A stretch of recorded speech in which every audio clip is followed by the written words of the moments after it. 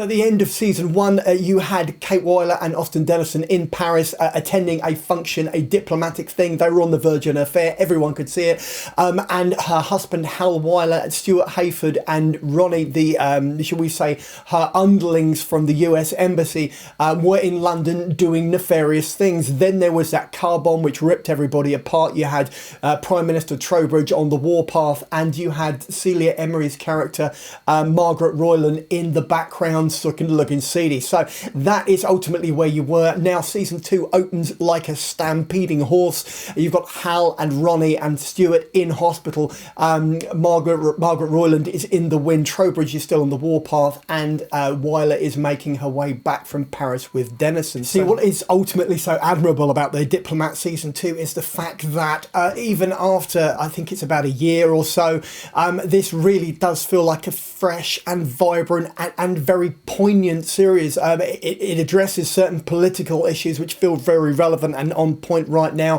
The performances from Keri Russell and Rufus Sewell, in fact from everybody pretty much across the board, is exceptional, and ultimately what they've done is they've upped the ante. I really do think that Rory Kinnear is one of the main characters who really comes through most forcibly in this, as well as Rufus Sewell, who really does make Hal one of the most, shall we say, Svengali type characters in like a political drama I've seen since probably House of Cards.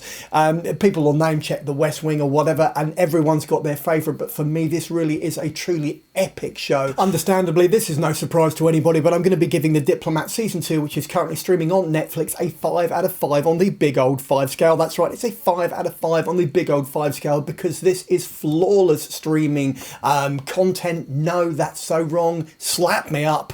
This is a great show. So at the tail end of season 1, what we've basically had is Zoe was in the wind. That's Amy Brennan's character. You've got Emily/Angela, played by Ali Shahat.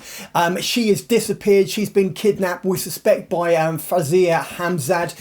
Not to mention the fact that you've got Joel Grey's character. That's Joel Grey from Cabaret for fact fans, as Morgan Boat, this old man, potentially of the title, who's pulling strings in the background like some sort of wizened Svengali character who may well have some sort of influence over Dan Chase and Harold Harper. So as we head into season 2, those two are in the back of an armoured truck being smuggled into the back of Afghanistan.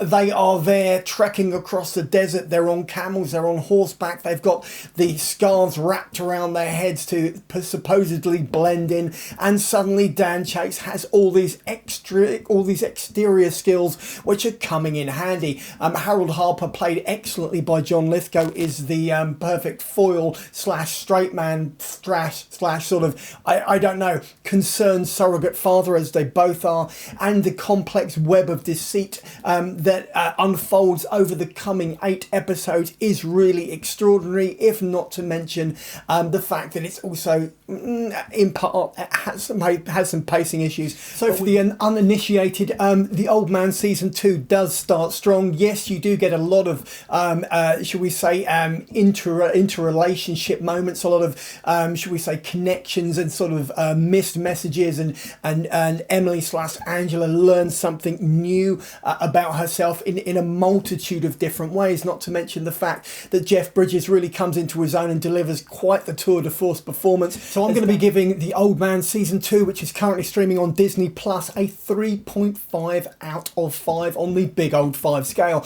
There is a very specific reason for that. None of it I can really reveal until you've watched it through, but hopefully by the time you've got to the end of this series, which is well worth the investment, then you'll understand where I'm coming from. Right. So in a word, no, it doesn't really deserve the drubbing I got, at least not in my opinion, because yes, it's overly long at 2 hours and 4 minutes, could have been around an hour and 45 and would have been solid, but this action thriller with Billy Bob Thornton, Chris Evans, Ryan Gosling and Anna Diarmas centre stage ultimately have some really engaging performances. It's got some really solid story beats. Yes, it does lean toward formula. Yes, it is cliched, but it's done in a sort of, it's like a Michael Bay movie but without the sexual objectification. Let's put it that way. So, you know, the explosions are big, the dialogue is slick, the one-liners are solid, the jokes are good in the main, and not being funny, Reggie Jean Page, who people remember from Bridgerton, but was also earmarked for the Bond role alongside numerous other actors some time ago, is really solid as a sort of quite a nasty bad guy. Chris Evans seems to be, shall we say, really enjoying his 70s porn tash and really bad wardrobe, and Gosling is fast on his way to becoming the action movie star ultimately that the Fall Guy turned him into. With The Grey Man, what you do get, at least from this point of view, it's based on a book. Mark Greenleaf wrote the book, so there is a source material there. It does feel just not like a load of set pieces thrown together. And everybody seems to be having a really good time. Russo, the brothers, seem to be on top form. And, you know, it's ultimately, it does the job. Yes, it's overly long, but the first 30 minutes is just extremely good. The first hour and 20 minutes is equally better. And that, I know it's bad grammar, but I'm going with it. But after that, it becomes slightly protracted, it becomes slightly drawn out. Not saying that set pieces don't still work, but you do sort of want that film to come to an end. So despite the fact that The Grey Man has got 6.5 or thereabouts on the IMDb rating, I'm going to be giving it a 4 out of 5 on the big old 5 rating. Why? Because Ryan Gosling and Chris Evans and Anna Diarmas and Billy Bob Thornton are very good, and it is a solidly constructed thriller, and it's engaging. It really does the job. So for a certain generation, Trainspotting is a cultural touchstone. It erupted in the aftermath or during the Britpop era, so Oasis and Blur over in the UK. And Danny Boyle was at the forefront of, shall we say, independent filmmakers of the time who were ultimately given the keys to the kingdom to create something truly unique. Trainspotting is one of those landmark films. It is a hard sell to any market, international, mainstream, India or otherwise. There is some hard drug taking involved in it. It's a landmark novel as well, because Irvine Welsh wrote it in dialect, which means it's written in Scottish. Just open up page 1 and you'll get what I mean. Ewan McGregor, ultimately it was the launch pad that gave us Obi-Wan Kenobi, if you really want to go that mainstream. Kelly MacDonald is also now a great character actress, and this was the launch pad for her. I think she was 15 or 16 at the time.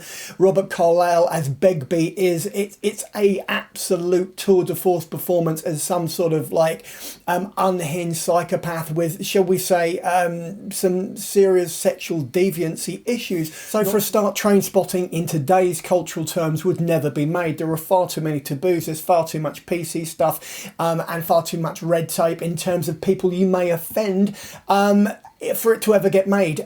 Plus there are far too many gatekeepers when it comes to the cash, at least in terms of mainstream studios. So if this was ever going to find the light of day in modern terms, in contemporary terms, it would come through a streamer. So it would come through Prime Video, it would be Apple, or it would be HBO.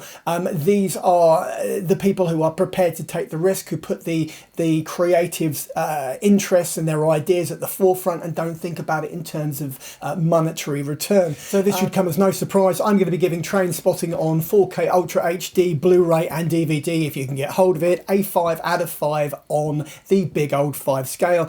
It's as simple as that. On that note, so on the face of it, the killer has a very thin story. Michael Fassbender is the killer of the title. Tilda Swinton is one of his, shall we say, ultimate targets at the end of the movie.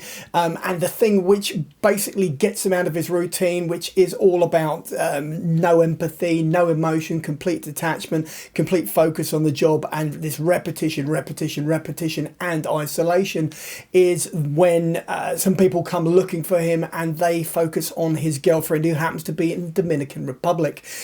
This is a beautifully shot film. It's very clinical, it's very detached, it's very emotionless in its construction. And ultimately, you're thinking that's exactly how Fincher wants it. So obviously, the thing that raised the pulses the most is the fact that this was a collaboration between Netflix and Fincher after House of Cards, which essentially launched the platform alongside Breaking Bad. Fincher is pretty much, he's sort of key to the platform on a number of different levels. So The Killer was the second collaboration after Mank. Mank, for anybody who hasn't seen it, is about the creation of Citizen Kane with Gary Oldman, and it's a truly awesome film. But anyway, the thing about The Killer is that this was, people hoped it was going to be similar to Seven. It was going to be another one of those deep dives, the same as Mindhunter, the same as Zodiac. It was going to be an expansion of that. But ultimately, what you get out of it, you get a great performance from Fassbender. There's no doubt about it. But ultimately, what happens with The Killer is it feels like it's come up short. Yes, this is a graphical adaptation, or it's an adaptation from a graphic novel, but it doesn't really satisfy. It has all the traits, it has all the whistles and bells of a Fincher film, and yes, it's great to see the man at work, but ultimately this, I think this could have been better. So I'm going to be giving The Killer a 3.5 out of 5 on the big old 5 scale, purely because it's a very high bar for Fincher. And yes, I'm aware The Killer is the 4th collaboration. I think you've got House of Cards, you've got Mank, you've got Mindhunter, and you've got The Killer. So in that not specific order, but. So, writer-director Jacques Audiard is best known for A Prophet, as well as Rust and Bone starring Marion Coulthard. But in this particular instance, with Emilia Perez, what you've got is a tour de force performance from Carla Sofia Garcon. In dual role, she plays Manitas, the Colombian-Mexican cartel boss, under lots of prosthetic, where she's had to do a lot of voice work in terms of lowering her register and taking, obviously, on male, should we say, more masculine mannerisms before she experiences and transforms into a woman. Yes, this is about a transitional, it's a transitional drama of sorts about the trans community. It has musical elements there are which is sort of mixed in with the drama. Zoe Saldana is quite the revelation, pretty much singing and dancing her way through the entire film, as well as Garcon herself taking on the complexities of a dual role, both as a man and then as a woman. And then you've got the revelation, which is Selena Gomez thrown in for good measure. Now, Gomez is already a business tycoon, a billionaire business person already, as well as a chart-topping pop star, as well as a mainstay for Only Murders in the Building. So to see her in a dramatic role where she obviously it's would be classified as a foreign language film, is truly something awesome. It really doesn't conform to any narrative structure. It feels very free flowing. It feels very improvised at certain points, even though we all know when you've got people involved in obviously dance sequences, and then you've got spoken lyrics, and then you've got obviously you've got people who are like singing over the top of that. And I appreciate we're probably talking about backing track here, but the same token, the technicality, the logistics of getting that together and making that work cohesively on film. There was a film called Bardot, which was also a Netflix film, and the director's name escapes me, but that was a gala performance at the last London Film Festival, as well as was Emilia Perez. So for its inventiveness, for its entertainment factor, for the fact that it does try to put across some political points above and beyond the trans community sort of thread storyline which is running through it, and the performances involved, I'm going to be giving this a 4 out of 5 on the big old 5 scale. I recommend that you track it down on Netflix with all haste. So this is adapted by Jez and John Henry Butterworth. They are familiar because they wrote Edge of Tomorrow, and they're also deeply involved in Indiana Jones and the Dial of Destiny. It is adapted from an original French series which is available on Prime Video called The Bureau, ran for 5 seasons. This particular adaptation, as I said, it is a stripped back, very much a contemporary feeling political thriller. It focuses on unrest around Belarus, Ukraine and the Eastern European countries. So it's quite pertinent, it's quite on point, and bearing in mind the current political situation, it's quite a terrifying, should we say, dive into the spyverse as you can imagine it to be. So the first two episodes run for an hour and 50 minutes, and in that time you get a real deep understanding of exactly what Martian is all about. Fassbender really is quite magnetic in the role, and yes, there are shades of the killer that he brings into this particular performance, but there's more humanity there. He is divorced, he has a daughter whom he sees occasionally. He has a mentorish sort of relationship with Jeffrey Wright, who plays Henry. He is the director of operations, and then above him you have Bosco, played by Richard Gere, who is the station chief. So the only issue I have with it is ultimately it feels quite cold, it feels quite clinical, it feels quite indifferent and emotionless, but ultimately that is, I think, the driving force. That's the point behind the agency, this sense of disassociation, this sense of isolation and claustrophobia, and this idea that you live these numerous lives, but you never really have an emotional connection to anybody. Right, so I'm going to be giving the agency a 4 out of 5 on the big old 5 scale. And remember, this streams on the 29th and 30th of November over in the States on Paramount Plus with Showtime, and then it comes to the UK on December the 7th. Fassbender is fascinating. He doesn't do a lot of TV work, and Jeffrey Wright and Richard Gere, this really is, you know, this is a motion picture. This is sort of big screen acting in a small screen environment. So in this latest Netflix conspiracy thriller, we have Coleman Domingo playing Muncie Daniels. He is a media pundit for CNN. He is highly successful, at least on the outside. He seems to have everything made, but as it turns out, things are never quite what they seem in the madness.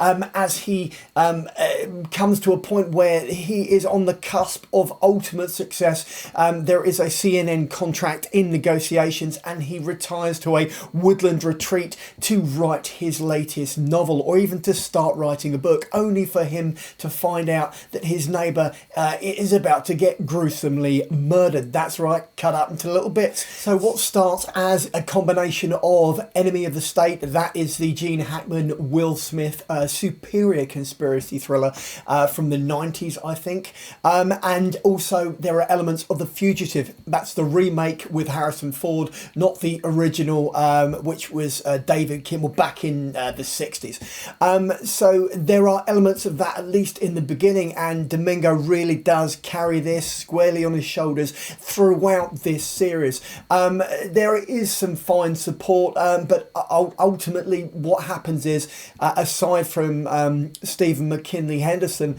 a majority of the supporting roles are underwritten. He does have an ex-wife, he does have estranged children, but they don't really get a look in. There is a sort of like there is an FBI agent who may or may not be on his side. There are a number of other elements thrown in, as well as some white supremacy, some prejudice, some racial angles, and obviously the manipulation through mainstream media. So I'm going to be giving The Madness a 3.5 out of 5 on the big old 5 scale. That's right, it's about average, and I can't say it again too much. You need to be invested for the Domingo performance, and from Stephen McKinley Henderson, their scenes together are truly electric. That's as much as I'm going to say, because it's one of those things you need to find out for yourself. On that note, I'm going to dive into my trailer. Let's do that. And so it is, you've reached the end of the video review for The Madness, which is currently streaming on Netflix and stars Oscar nominee Coleman Domingo, as well as Stephen McKinley Henderson. So if you like the video, give me a thumbs up. Failing that, you can always just drop a comment in the comment box below and I will respond. And finally, just subscribe so that every Tuesday and every Saturday, when I drop another one of these videos literally into your lap, then you'll get a little notification and you can pop in and watch or listen to as much or as little as you like, and then go about your day. In the meantime, check out the rest of the channel and maybe pop over to the Patreon page. Take care. Cheers now. Bye.